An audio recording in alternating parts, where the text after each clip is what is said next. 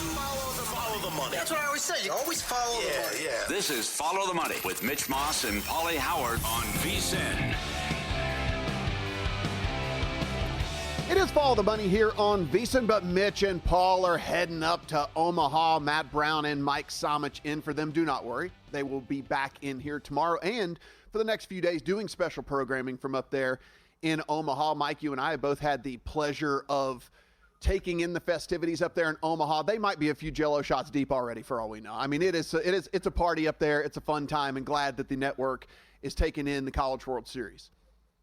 Yeah, they're going to have a blast. They'll be broadcasting live from Rocco's. We've got that Jell-O shot leaderboard. LSU minus 900 favorite to take that down again this year. They love their Jell-O shots down there in the Bayou, Matt. It's way too short. I mean, way too long, that number. I mean, that number needs to be minus 9,000, you know? I mean, here's the other thing, too.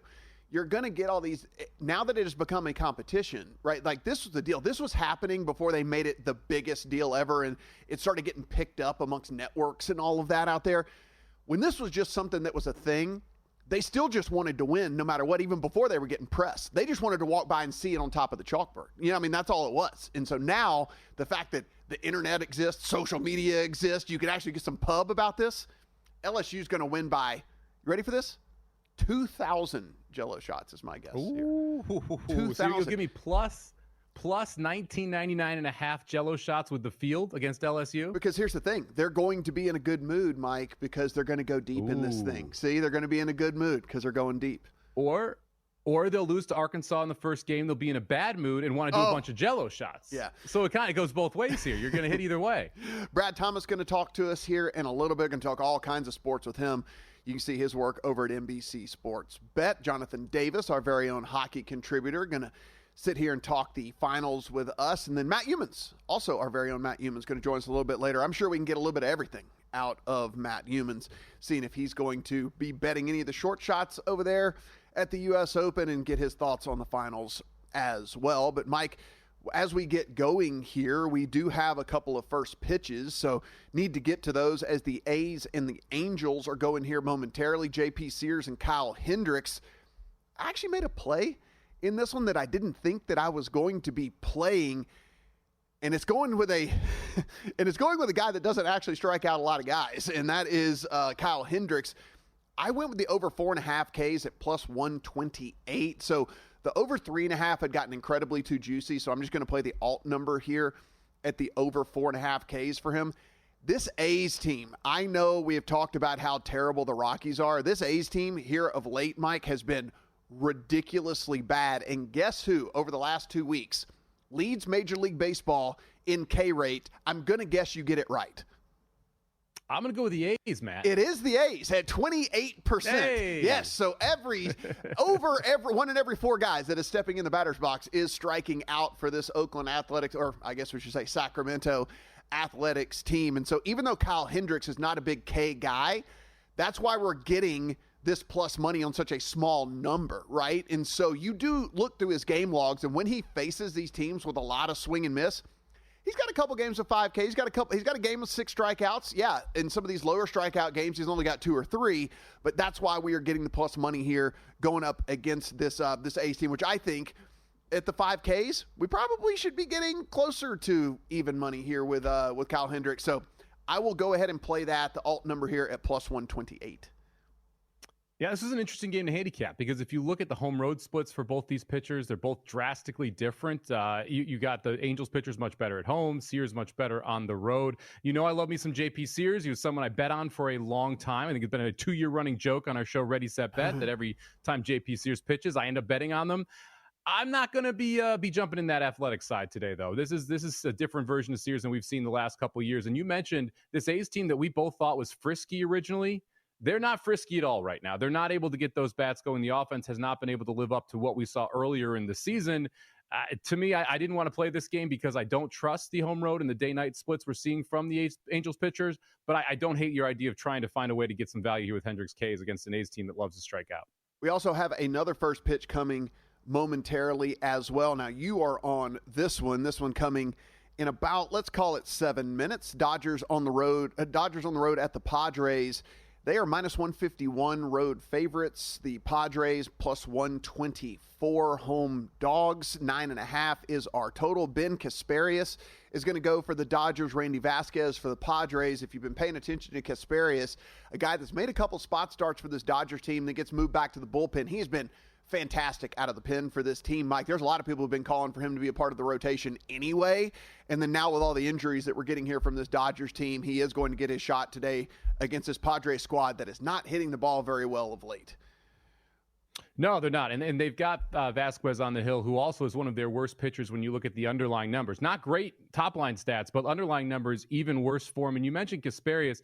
He's been very good for this Dodgers team. We'll see how long he can go today. It's why I'm going to target the first 5 for the Dodgers here. I think there is an advantage on the mound for the Dodgers against the Padres. So let's look first 5 Dodgers. You can lay the half run and get minus 120 here with the Dodgers. So I'm going to focus on Vasquez for the Padres, who I do think is going to struggle today against a very good Dodgers lineup. And then a starting pitcher that's a little bit more of a wild card for the Dodgers, but all the underlying numbers support that he should be able to go 4 or 5 innings and keep this Padres team at bay. So let's take Dodgers minus a half run, first 5 at minus 120, Matt. Yeah, Kasparius is a guy that I'm going to keep an eye on here in this start, mainly moving forward type situation. As you mentioned, how far are they going to let him go? How many pitches are they going to let him go? How many times to the lineup? All the different things like that we worry about with some of these guys. But man, when he has gotten his opportunity, he's been very, very good.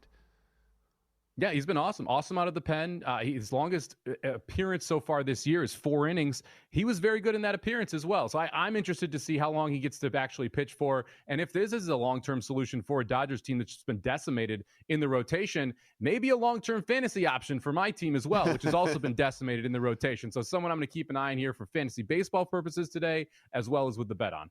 Day baseball going on out there, so games that have already started. The Braves are on the road at the Brewers. They're up 6-1 here in the bottom of the 8th.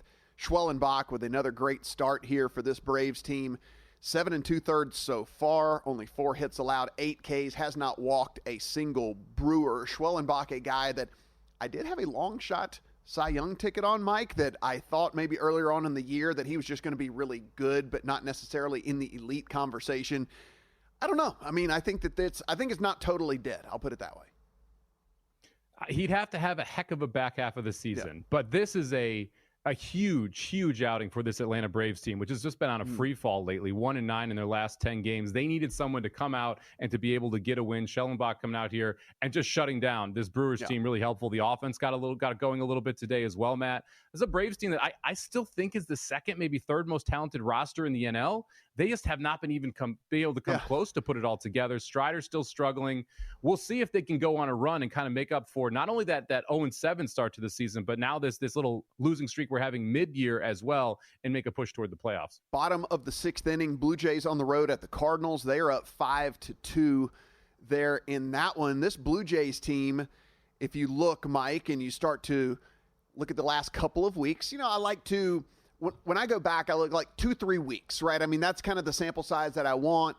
Guys are coming up and down. There's injuries in the lineups, and plus we know baseball can be a little streaky, so I like to kind of keep that as our window whenever I'm gauging these teams.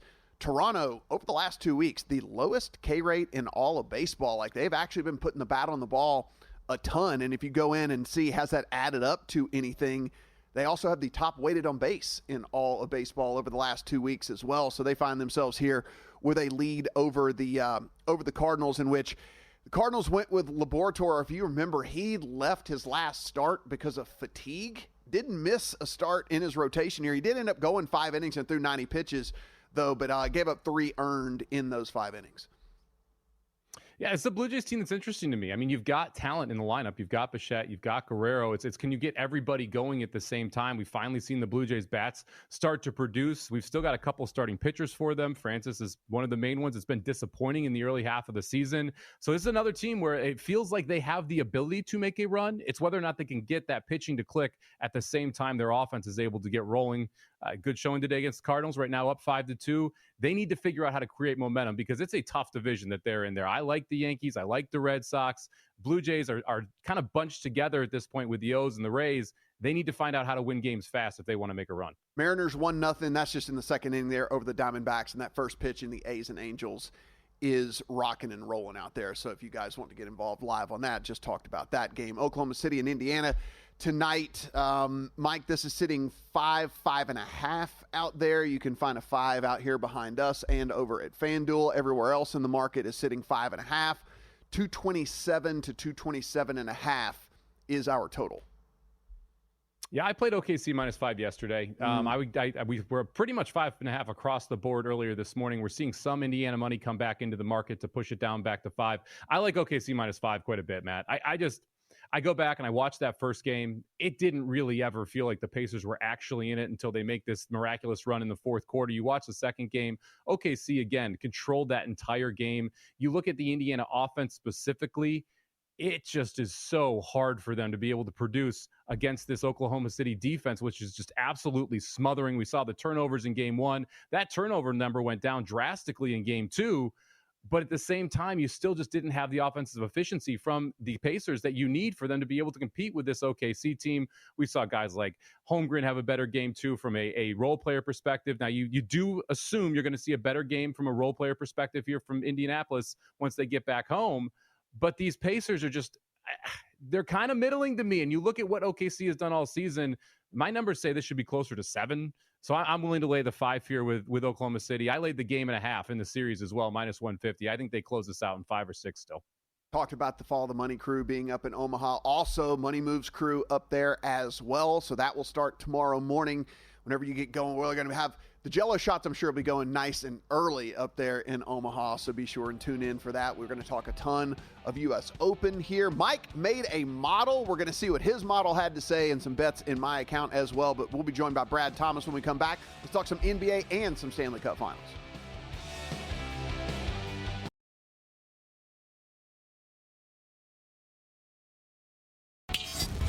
This is Follow the Money on VSiN.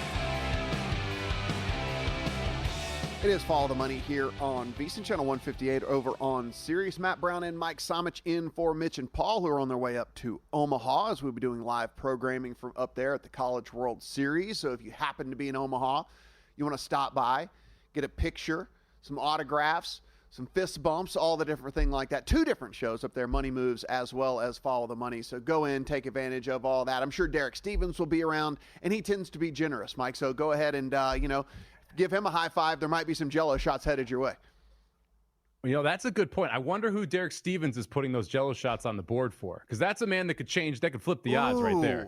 You know what? We didn't ask before he took off. This might be a question that needs to be asked of him tomorrow at some point as to when the purchases are made, who gets the tally up on the chalkboard. Exactly. He could put up a number, Matt. He could close that gap. I'm thinking maybe it's going to be a dealer's choice, right? Whoever actually is the recipient gets to put the tally up there on the board. But we shall see. A question that will be asked tomorrow, I promise you. Now joining us here on the Progressive Guest Line, Brad Thomas. You can find his great work over at NBC Sports Bet at Mr. Brad Thomas over on the Twitter machine as well. Brad, how you doing, buddy? I'm doing pretty good. Hey, listen, it's major week. We have the U.S. Open starting tomorrow, so I'm super stoked. Are you do you also do the golf betting as well? I do golf, soccer, football, UFC, you name it. You get it all going. Well, you know what? We were going to talk to you about NBA and everything, but maybe we'll get to golf as well in all of this. We might as well, but let's go ahead and talk the NBA Finals tonight, game number 3. Did you learn anything? Do you feel you learned anything through the first 2 games? I felt like I learned that the Oklahoma City Thunder just needed some maturity, needed some leadership, needed to have that killer instinct. Like, in game 1, we already knew that the Pacers were a really good, talented team that were often underrated, but you cannot lose a game where you are creating 25 turnovers up by double digits late in the game. They just lacked that killer instinct in game 1. Game 2 turned around. They cleaned it up about halfway through that game and just started to roll, and they closed the Pacers out. It's not going to be such an easy game, playing on the road in the NBA Finals, but I think the Thunder are in a really good position. Yeah, I went back and I rewatched game 1, and I still have no clue how the Thunder lost that basketball game. It felt like they kind of took their foot off the gas a little bit in the fourth quarter. The Pacers obviously able to make that just ridiculous run down toward the end of the game. Halliburton hits a miracle shot, and all of a sudden it's 1-0 Pacers. You watch game 2, That felt like more of what I expected from this entire series, that the Thunder make one or two of these runs and the Pacers just not able to respond. But now we're headed back to Indianapolis. The Pacers get to play at home. We get to see what these role players can do. What role players do you trust more here in game 3? We saw OKC step up in game 2. Do you think the Pacers role players able to get it back on track here at home and give them a chance to either steal the game or cover the 5? Yeah, I think I trust the Pacers role players more. Role players shoot better at home than they do away from home, and the Pacers are really deep too. I think that helps a ton. Like OKC is a really good and really deep team, but they're so top heavy that their top can carry them when their bottom's not doing as well. I don't think the Pacers have that ability, right? Pascal Siakam, Tyrese Halliburton just can't carry them to victory. They're not going to put up 30 plus points regularly and kind of mask any inefficiencies from the bench. But I think so. It has to be the Pacers bench units and role players that step up in this game. Talking to Brad Thomas, find his work over on NBC Sports. We see SGA with a 33.5 point prop tonight, Brad. I mean, he continues to do it. I mean, just an absolutely fantastic scorer. But like as bettors, we see a number like 33.5, and it's just like the draw to play an under, just blanket across the board is there for us. What do you see here in a 33.5 number for SGA? There's a lot of outs for a 33.5 to take an under, right? Like, yeah. I think people get so excited to take these big name players and take overs, but what, foul trouble, poor shooting, or even a blowout, you can get the under on SGA. If I remember correctly, his number was 34.5 ahead of game 2. So if you played that over, you lost, because even though he took 21 shots, he still did not cover the 35 that you needed.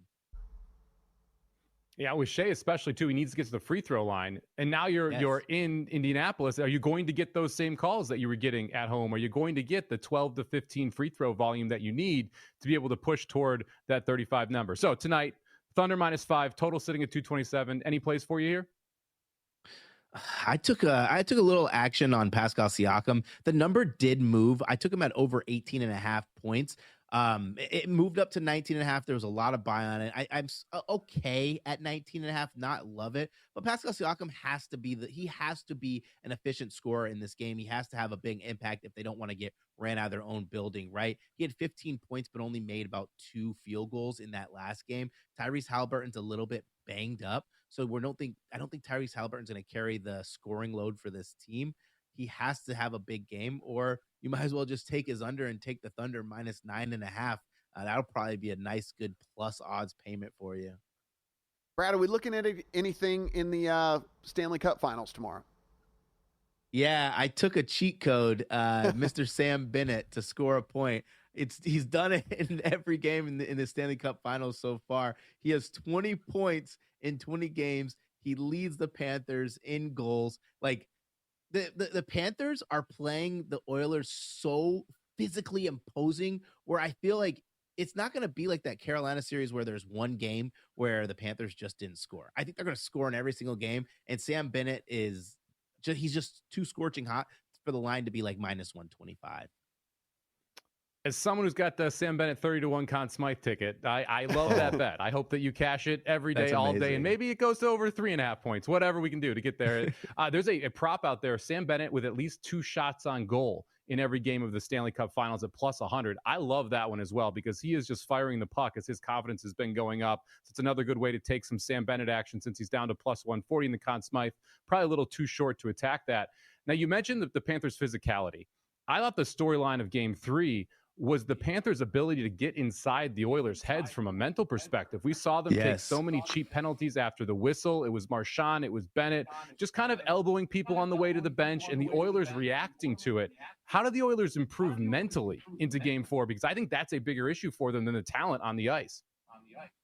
I just felt from, even stepping into the plantation area in Florida, the Oilers were in trouble, because it just wasn't just the Panthers. It was the Panthers fans. It was the crowd. It was the arena. There was a lot that they had to overcome.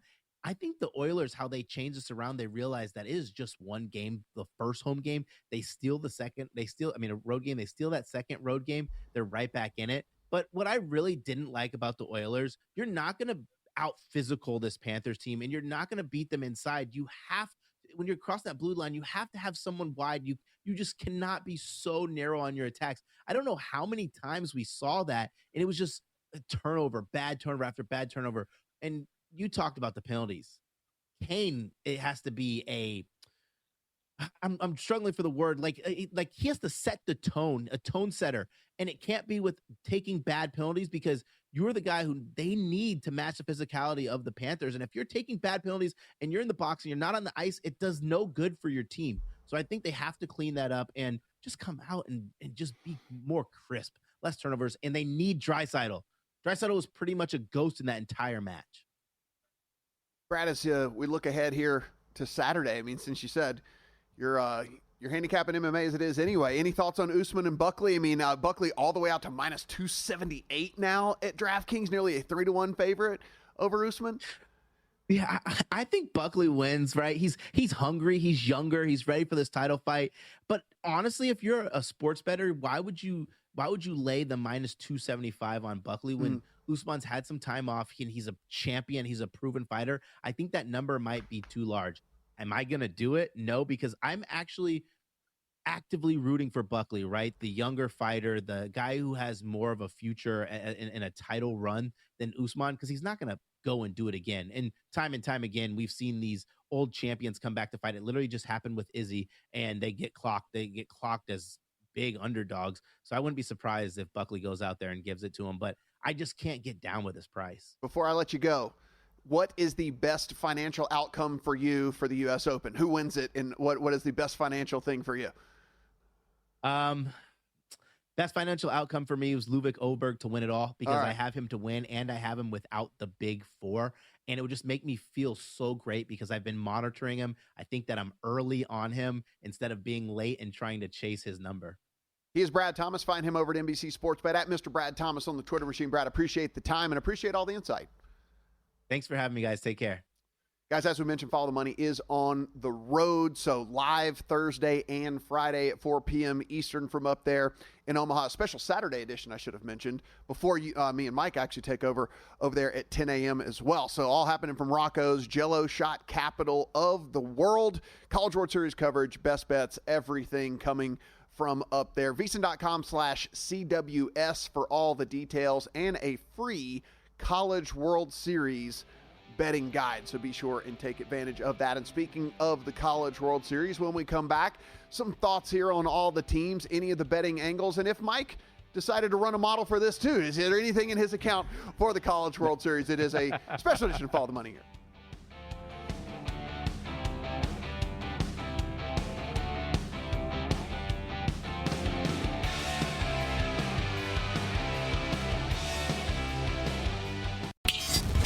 This is Follow the Money on VSiN.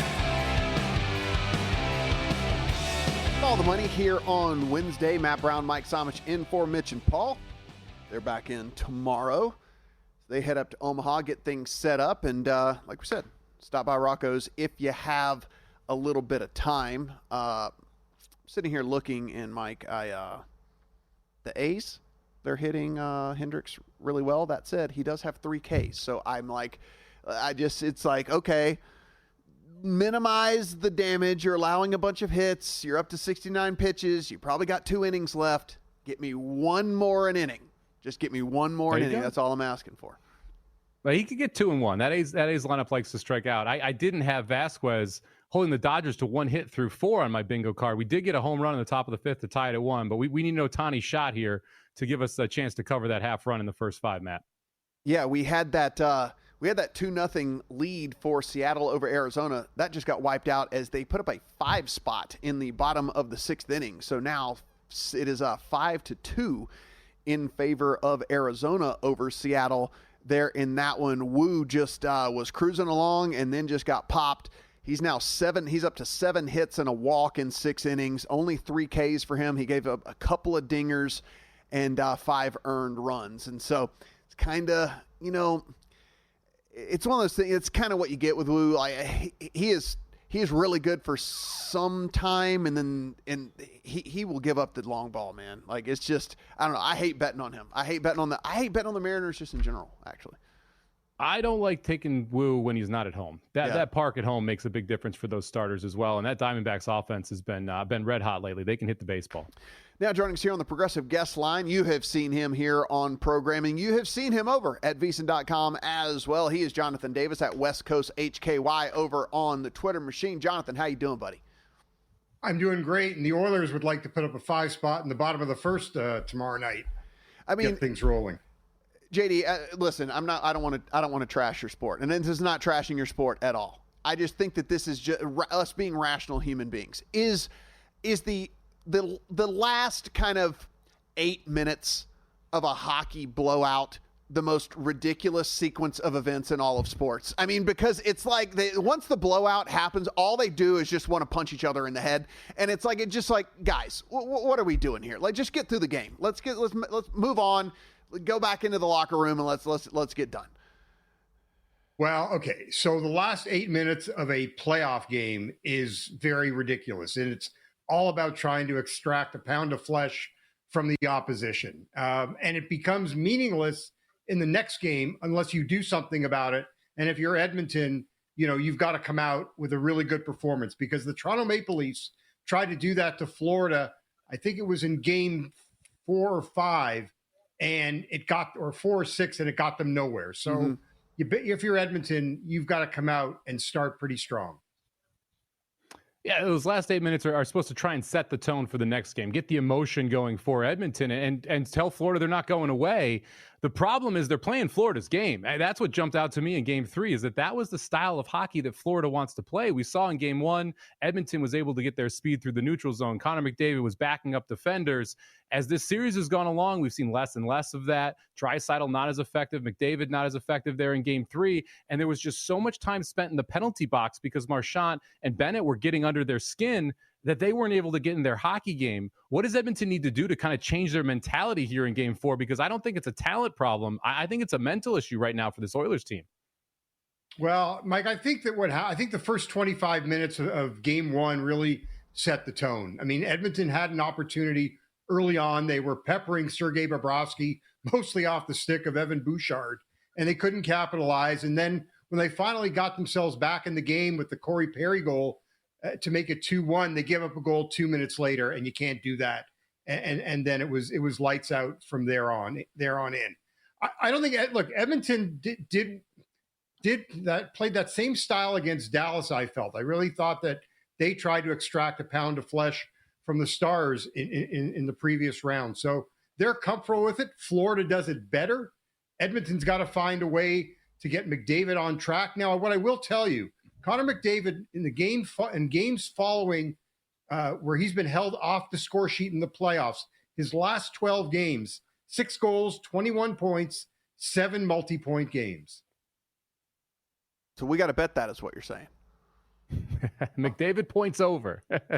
That's basically where we got to get with all this. So as we sit right now, JD, it is -155 Panthers at home, +130 for the Oilers on the road as dogs. 6.5 is our total. That is shaded towards the under at -125 over at DraftKings anyway. What bets do we have on the game itself before we head into the props?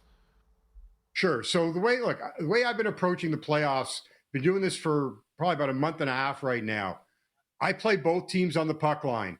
12 of the last 14 games, we've seen the winning team win by 2 goals or more. It got, we had a bit of a bump the first 2 games of this series, but it got back on track. So you're getting big plus money on the Oilers at +285. You're getting the Panthers at about +164. So I'll take a small profit. That's the way I like to play it. I'd be nervous. Look, I could never play an under in this series. I mean, it's 8 of the last 9 have gone over.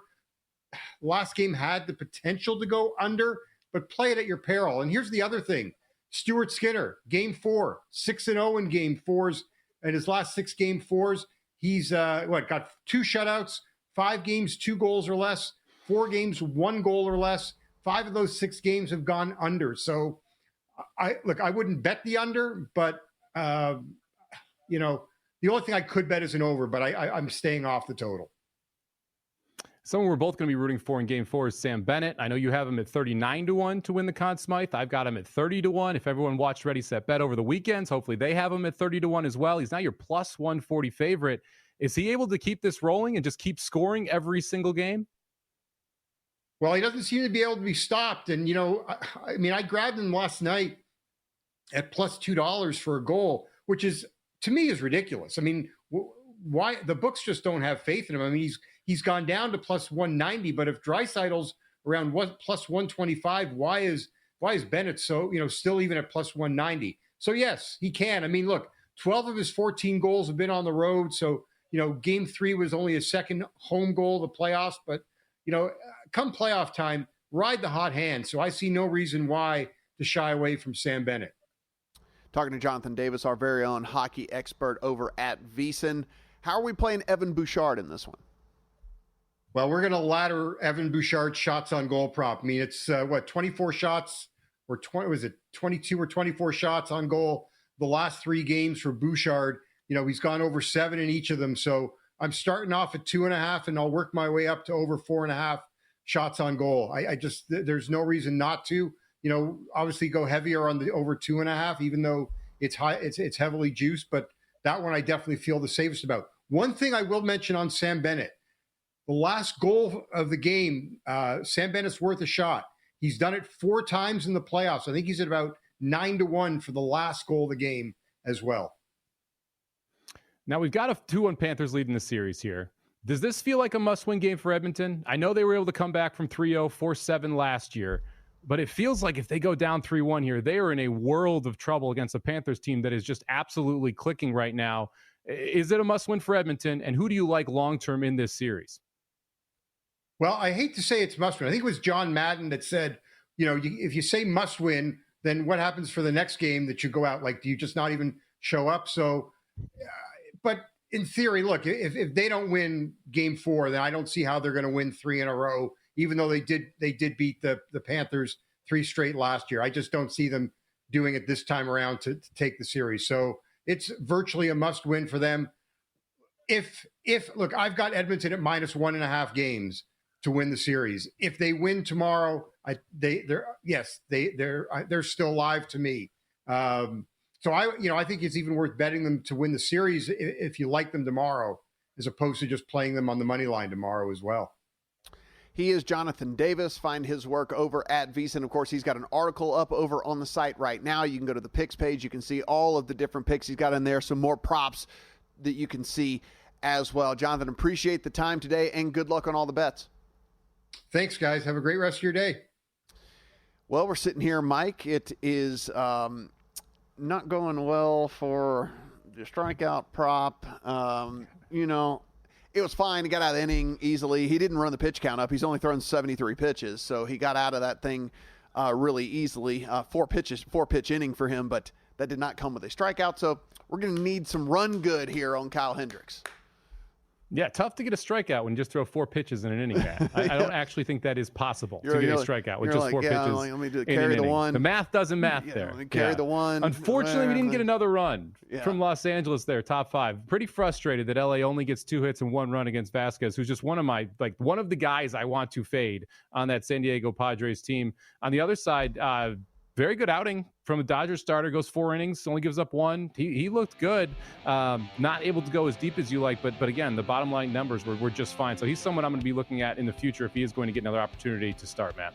Yeah, head on over there, guys, at VSiN.com for JD's plays. I mean, he's got Bouchard, Perry, Draisaitl, Marchand, Bennett, Schmidt. He's got all kinds of different props that'll be in the article and on the picks page. When we come back, we're betting the cycle. Yes, 4 different baseball bets from each one of us.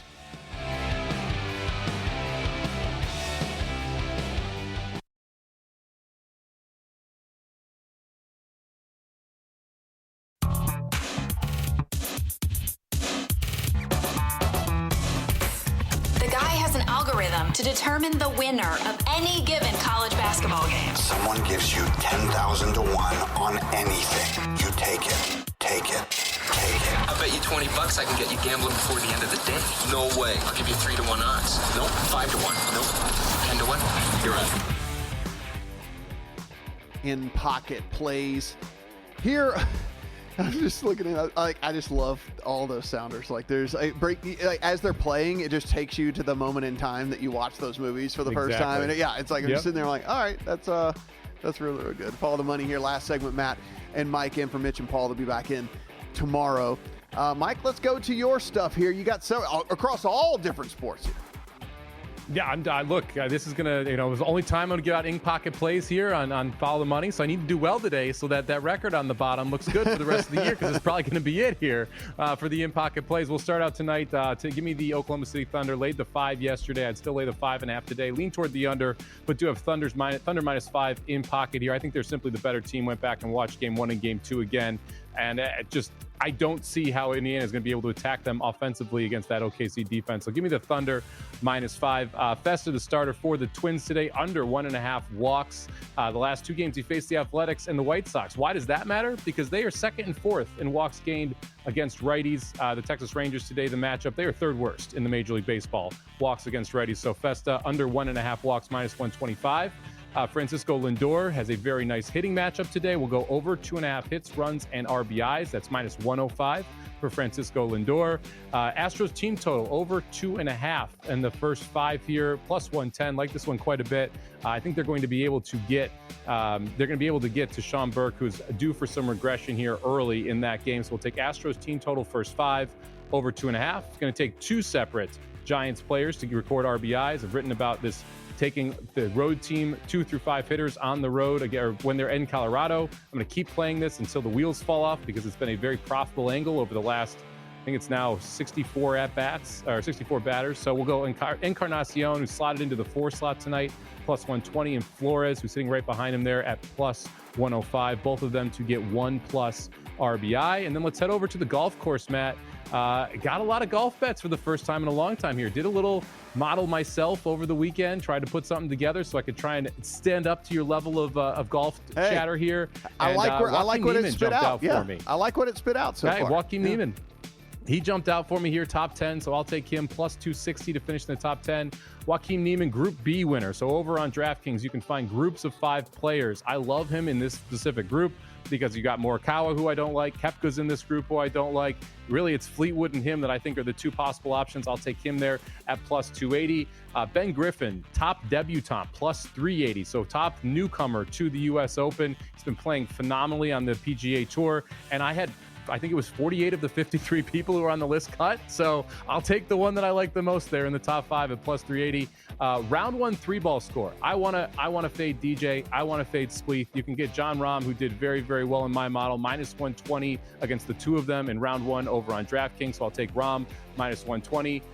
Top 10 first round, Scheffler +150 for me. Top 20 first round, Rahm +120 for me. Top 20 for the tournament, give me Ben Griffin +220 for me. Again, he's the top debutant as well. Then 3 more here, and I'm done, man. I got a lot of bets, man. Head-to-head, give me Niemann against Morikawa. Again, +100 there on Niemann for the full tournament. Have a make the cut parlay. I like this one a lot. Rahm, Niemann, Straka, and English. Straka and English both performed very, very well in the model, but very unlikely to win. So wanted to try and find a way to monetize them. You put Rahm, Niemann, Straka, and English together. That's +270 for the 4 of them to make the cut. And then just in case Mike's really right, we'll go Rahm top 5, Niemann top 10, Griffin top 20. That pays almost 40 to 1 as a parlay. So 39 to 1 there. Rahm top 5, Niemann top 10, and Griffin top 20, Matt. Look at you with like 3 pages worth of bets there. I like I said, one time all year I will have the in-pocket plays segment. I got to make it worth it here. Yeah, we're playing over in Major League Baseball. We're going to play the team total over on the Mets. I am all over this one. We are both all over the Mets just in general in that game. So I thought that would be an interesting way to go about it. You're getting this at like +110 if you take the over 5.5 on this Mets team. Jake Irvin, a dude that is low strikeout, pitched a bunch of contact, and as we said, that this Mets team, 2nd in Major League Baseball over the last 2 weeks in weighted on base. This Mets team is hitting the ball. Also, not on the sheet here, but did play the Giants on the run line against the Rockies. -1.5 runs, about -130. It's drifted up now. It's like up to like -137, but depending on how much you like the game and what kind of action you want. Do you want some action late in the evening? Well, there you go. You can get that there on the Giants in that one. On the golf side of things, I played 4 outrights. I played John Rahm. Like I said, it's more of a price play than anything else. I think that Rahm is on par with DeChambeau and Scotty when he brings his A game. And I can't really say that about very many golfers out there in the world right now. And I'm getting $12.75 on him, where it's $2.75 on Scotty, and it's shorter. It's $5 shorter on Bryson DeChambeau. So give me the dude with the biggest price that I think is even with them when he is on his A game, and that's kind of what we have to bet with this tournament in particular. Nobody can bring their B game this week and win this tournament, Mike. So I'm going with, we have to just assume if you're peaking, what are we getting? And then that's where we're going with that with Jon Rahm. Shane Lowry, a guy Matt Humans also on. I'm on Lowry as well. He hits a bunch of fairways. His approach game is good, and he's really good around the greens. Can he keep his head level? That's the only question here in this one. He gets very upset out on the golf course, and as you mentioned, Mike, like there's going to be frustrating moments in this one for sure. Sometimes at least a couple of times you're going to hit good shots that don't get rewarded. And so can you just go in and keep your head and move on? Shane Lowry. Russell Henley, we've talked a bunch about him. You like him. Humans likes him. A lot of people like Henley this week. A guy that just kind of does everything well. Not elite in anything, but just does everything well. I like well-rounded golfers this week. Give me that. And Keegan's just on a heater. Keegan had a massive number. It just doesn't add up. Keegan was as high as 8th in one of my models that I ran. I mean, like this guy was like as high as 8th overall. Yeah, so I mean, this is like loved what he brought to the table. A good price then. Yeah, really, really good price on him out there at 90-1.